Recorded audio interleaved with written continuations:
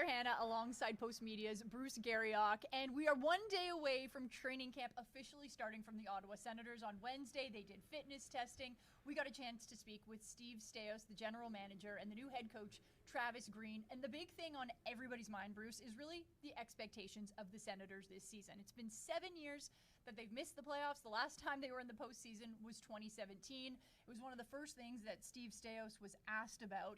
And you actually asked him, are you going to challenge for a playoff spot this year? And he said, absolutely. But when you really think about it, has this team done enough to take that next step, and should they be in the mix at the end of the season?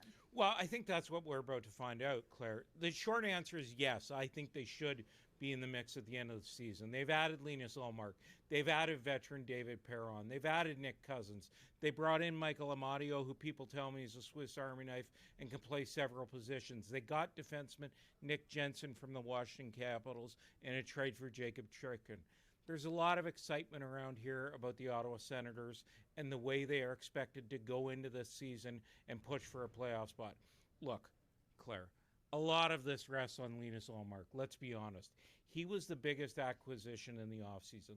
Last year, the Ottawa Senators gave up 22 goals on the first two shots of the game.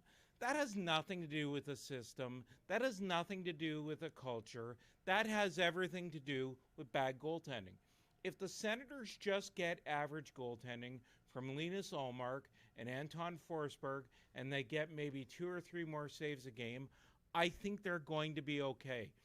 Do they have to play better defensively? Because I know that's your next question. Yeah, they have to play better defensively. They've got to learn to play better in their own end. But you and I know that Ottawa is about to become Buffalo of the North if they don't make the playoffs for 8 straight years. The Sabres haven't made it since 2010. It's time for this young core to take the next step, Claire. It's time for potential to meet production.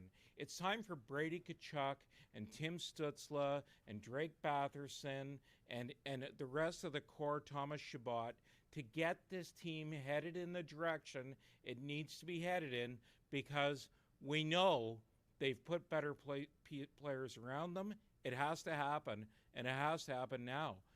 Look, we're supposed to be in a stretch right now of 5 years of unparalleled success. I think right now people in Ottawa would take one trip to the NHL's big dance and then go from there. Now, one of the buzzwords last year that was always floated around was stability.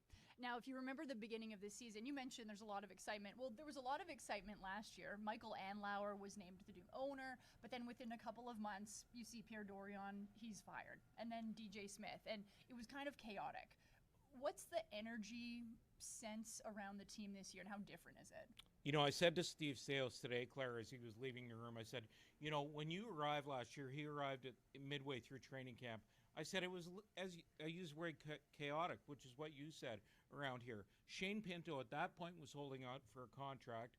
Little did we know he was about to be suspended for 41 games for breaking the NHL's gambling rules. The other thing that entered that picture was if Jenny Davidoff botched trade, and all of a sudden you're looking on November 1st, they lose a first-round pick. Everybody was scrambling for their jobs. Pierre Dorion wondered if he was going to be fired. DJ Smith was talking about the possibility of being fired every day. It was a little nutty around here, to be honest. And I think what's happening this year, Claire, is it's refreshingly boring. We got to camp. I'm not driving around with a suit for 8 weeks because I think that Shane Pinto might sign one of these days, or Brady Tkachuk when you arrived in Ottawa 4 years ago. Yeah. I mean, they come into this camp, this roster is all but set. There are some battles for positions, Claire, but the people who are in place and signed to one-way contracts, they're likely going to be here on day one. And it's interesting you bring up battles for positions, because I asked Travis Green about that, and he said, well, of course there's going to be battles in every position, but let's key in on a couple of ones, okay? When we look at the forwards, that fourth line, I think people are really estimating it's probably going to be Noah Gregor, Nick Cousins, Zach McEwen, but you think that there's some players that could push that. And then when we look at the third D pairing, it looks like Tyler Clevin is kind of got that left side locked up, barring any surprises. But then on the right side, is it Travis Hamonic? Is it Jacob Bernard-Docker? Is it somebody else? What do you think about the battles coming into camp? Well, let's start out with the third defensive pairing, because that's one we're going to be watching the most coming into camp, right, Claire? I think it's basically between Jacob Bernard-Docker, Travis Hamonic, and Kalen Addison, the professional tryout. This guy played 72 games for the San Jose Sharks last year. He's a right-shot defenseman. Jacob Bernard-Docker requires waivers, so this is going to be interesting to watch throughout camp to see how he does. I think they kept Travis Hamonic around to be a good seventh defenseman. You know, there was an awful lot of discussion in the summer that he was going to be bought out. Steve Staios is a former teammate of his. I think he talked to Hamonic about the fact that if you're going to be here, you're going to be here as a good seventh. We're making a huge assumption here. We're going to assume that Tyler Kleven is going to be able to make that jump from Belleville to the National Hockey League. He should be. Everybody thinks he should, but what if he can't? That will make it interesting. Up front, I think that Zach Ostapchuk, who played a lot in Belleville last year, can make that fourth line uncomfortable a little bit. I think if they want to have some grit there, I think that Angus Crookshank is a guy that we're going to keep an eye on. There's not many battles in camp, but I think those are two areas that we're going to watch. One area we're watching, Josh Norris, okay? So at the beginning of last year, he came in off of that shoulder surgery. He didn't participate in training camp, didn't play preseason games, and in fact, he missed the first 3 games of the regular season. They've said he's going to be at the beginning of training camp starting tomorrow. What's going to be important for him to, contribute to the success of this team this year? Claire, I don't think you can measure someone's health based on their golf swing. But I think the fact that Josh Norris is actually playing golf is a good sign, because at this point last year, he didn't participate in the golf tournament, and neither did Thomas Chabot. Yeah. Now, look, I think that Josh Norris can't be what he was when he came back last year. He can't be tentative. He can't be afraid to get involved physically. He's got to return to the form that made him a 35-goal scorer 2 years ago, and if he does that, that's going to play a big role in helping this team make the playoffs. Look, that gives them a lot of options in the middle with Shane Pinto and Tim Stützle. I think that would help their center depth a lot if he does get back to that 35-goal form.